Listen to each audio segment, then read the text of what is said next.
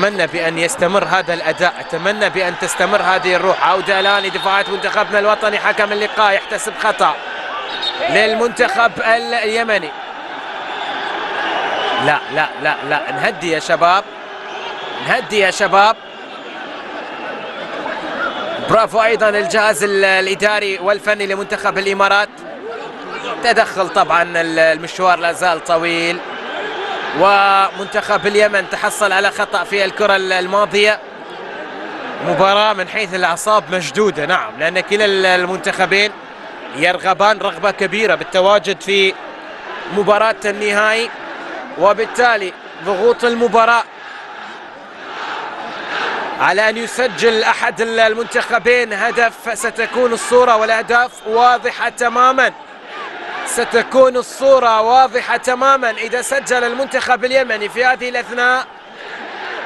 ومنتخب الإمارات والصمود المستمر أمام هجمات المنتخب اليمني في الإبعاد والتصدي. شوف اللقطة الماضية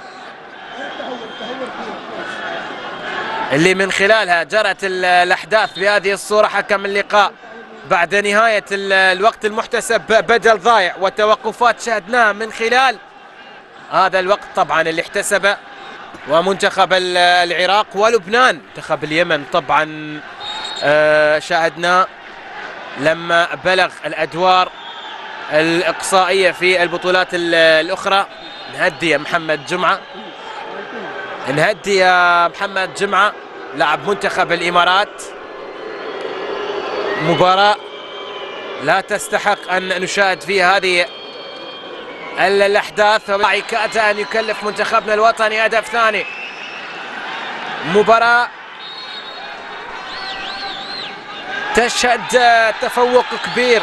الفائز من مباراة السعودية والعراق. شكرا منتخب الإمارات، شكرا أبيضنا الإماراتي لما قدمته بالصعود إلى دور نصف النهائي. مباراة كانت صعبة، ومبروك للشقيق المنتخب اليمني. هارد لك لمنتخبنا الوطني. نعم، فرحة مستحقة.